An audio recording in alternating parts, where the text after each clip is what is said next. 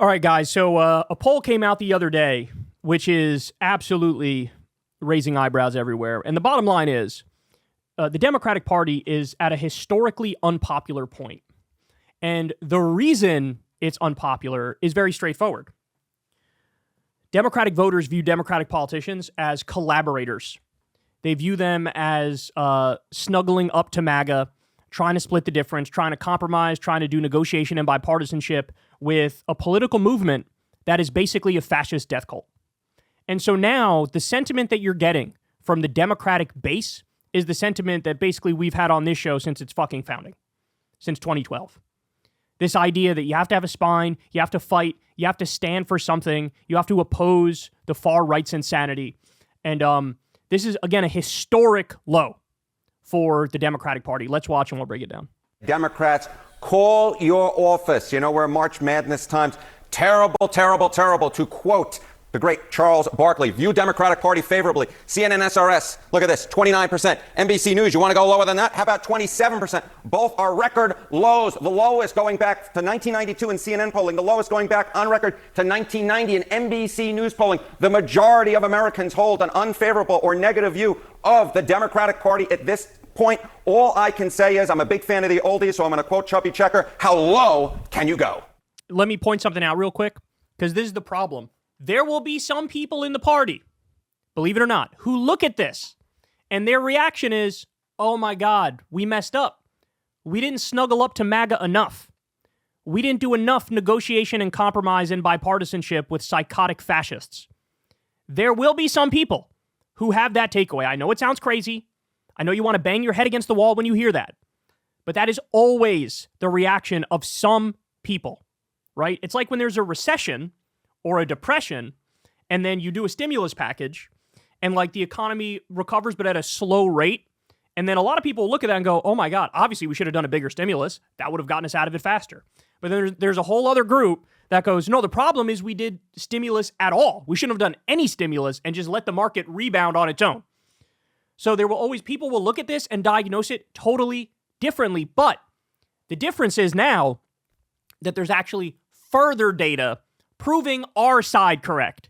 Namely, the issue is the bipartisanship. The issue is the compromise. The issue is the negotiation. The issue is you're snuggling up to them. The issue is you're pretending this is a normal time. That's the issue. Chuck Schumer is the fucking problem. Given the Republicans their CR, which wasn't even really a CR because they made it way more conservative, and that was the only point of leverage you had to fight back against Elon's dismantling of the government and MAGA's insanity, voters are looking at that sort of stuff and they're going, oh my God, you gotta fucking fight. What about congressional Democrats specifically? Yeah, what about congressional Democrats specifically? You think these numbers are low. How about this one? Holy Toledo. Voters' views of the Democrats in Congress among all voters disapprove, 68%.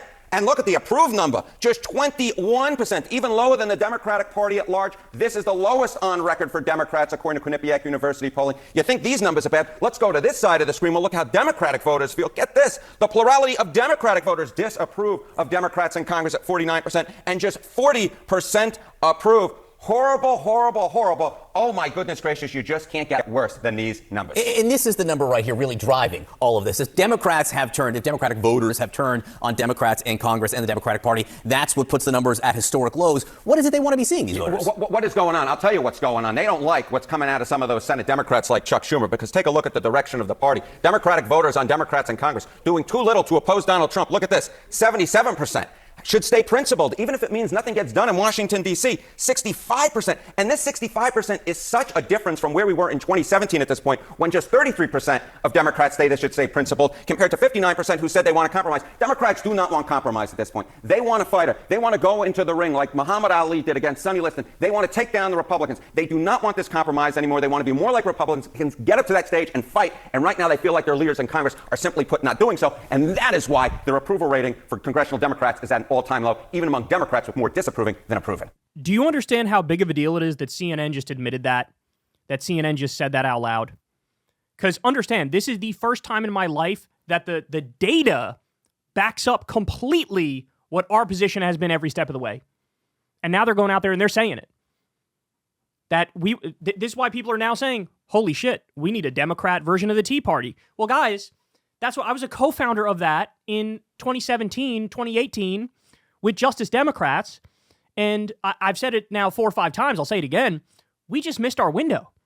The world wasn't ready yet for a Democrat Tea Party because in 2017, 2018, Democrats really thought like, you know what, we'll give Trump a chance in the sense that maybe we could pick off certain issues and work with him on it and maybe get some decent stuff done. That's how Democrats felt at the time. And, part of me also felt like that. There were some issues he put front and center on the campaign trail, like I'm against outsourcing where, hey, maybe you can make a deal or work with him on something like that. It's no longer 2017. It's no longer 2018, right? And the window for the Democratic Tea Party, this is the moment because all of the data is backing it up in a stunning fashion. They want leaders. They want fighters. They want people with spine. They want people with principle and conviction, which is why Bernie Sanders at the age of 112 is selling out fucking arenas and then having, overflow rooms for his anti-oligarchy tour in March of an off-election year. By the way, a different poll came out. You ready for this? This is a first. Potentially a first of many. I forget who did the poll, but they asked, which Democrat do you view as the party's leader right now? You know who number 1 was in that poll? AOC. And now AOC is joining Bernie on the anti-oligarchy tour. We are witnessing a sea change, bro. All those Republican town halls that we just talked about where people are screaming at these, you're cutting my Social Security, you're cutting my fucking healthcare, fuck you, fuck you. Those people, those 70-year-old old white men, they're all going to be like, oh my God, AOC, she's our way out of this. I'm not kidding. I'm not kidding. It seems that these Senate Democrats, some of them are banking on the idea that there is still a political middle, as it were. We will see. We will see. We will see if there's a political middle, but at this point, count me skeptical that is at least what the Democratic base wants at this point. It's going to be very interesting, John, to see moving forward whether or not there are any repercussions come 2026, because I bet there may be some coming. This is huge, bro. We covered a poll, what was it, in the first or second week of Trump, where immediately Democrats flipped their perspective, where it was in 2017, it was like, yeah, you could find areas to work with them. The majority wanted that. There was a 37-point swing against that. There was a 37-point swing among Democratic voters against Democratic politicians. And again, screaming from the top of their lungs, fight, you have to fight. Here's another one. The share of Democrats who want to compromise with Trump fell from 59% in 2017 to just 32% in 2025. That might just be, is that the poll he just did? I don't know if it's the poll he just did. But it's the same everywhere, right? It's the same everywhere. So now's the moment, y'all. We need fighters. We need people who are principled, who have convictions. See, this is the thing. I don't think Democratic politicians understand this about the right. Like, why is the right so successful? Man, they are fucking real Kool-Aid drinkers, dog. They are all in. Trump genuinely hates immigrants. Trump genuinely hates trans people, right? And that's a horrible ideology to have. And they literally blame those groups for all of the problems in the country, which is fucking absurd. But when you believe something from your core and you're arguing for it, people can sense that. And they're like, well, my life does suck. Who's to blame? I don't know. These guys are saying the immigrants. I guess it's the immigrants. Maybe they're driving my wages down. Maybe they're making this country unaffordable, etc. All that's bullshit, but that's the right-wing narrative. What's the story the Democrats have had for the past decade? I'll tell you what the story is. The story is, hey, dog, everything's good. We're moving in the right direction. Everybody calm down. We're going to make some tweaks around the edges and improve things incrementally, and then everybody will be happy. Well, that's not a fucking story. That's not a narrative. That's being like a technocratic middle manager, right? And look, maybe there's some sort of intellectual argument, theoretical argument for, that actually makes sense, right? But this is not going to drive human beings. This is not like, you need a story, you need a narrative, you need, here are the good guys, here are the bad guys, here's what we're crusading for, here's who we have to defeat, right? And you need to say, the problem is not the trans people, it's not the immigrants, not even close. They are our brothers and sisters, they are in the same boat as us. The real problem are the billionaires. It's the oligarchs, it's the robber barons, it's the 1%. They've stolen $80 trillion from the bottom 90% since 1975. That's a real number from a real study, ladies and gentlemen. The problem is Elon Musk. The problem is Mark Andreessen. The problem is Mark Zuckerberg. The problem is Jeff Bezos. You need to tax these motherfuckers, take their wealth and redistribute it to the people. Give people health care. Give people an education. Eliminate medical debt. Eliminate student loan debt. Raise wages. Give everybody paid family leave and paid sick leave. We know who the problem is. We know what the answers are. And you know what? We're going to fight for that come hell or high water, and I have no fucking interest in sitting across the table from a fascist who's deporting people for supporting Palestine and playing patty cakes and singing Kumbaya. Oh, maybe we can find an issue to work at. Fuck off. Fuck off forever. Zero interest. Zero interest.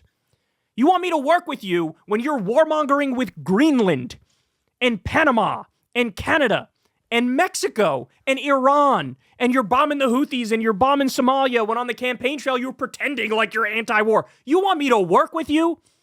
I don't even know what the fuck you're going to do from one day to the next. I don't know what's at the core of the fucking shit that's in your soul. And you want me to work with you? Work with you on what? Your main goal is a massive tax cut for the wealthy and to gut Social Security, Medicare, and Medicaid. There's nothing to work with you on. You are my fucking enemy. Can I say it any clearer? You are my enemy. And that's the energy you got to bring. And if you don't bring it, step the fuck aside, because there's plenty of us who do want to bring it. There's plenty of us who are ready for the fight. And Chuck Schumer, you're getting in the way. You're a fucking MAGA collaborator. You may as well put on that red hat with what you did the other day. You may as well put on that red hat. Hey, y'all, do me a favor and like and subscribe. It helps out big time in the algorithm. Click the bell as well for notifications when videos drop. And watch that video on screen right now. You know you want to.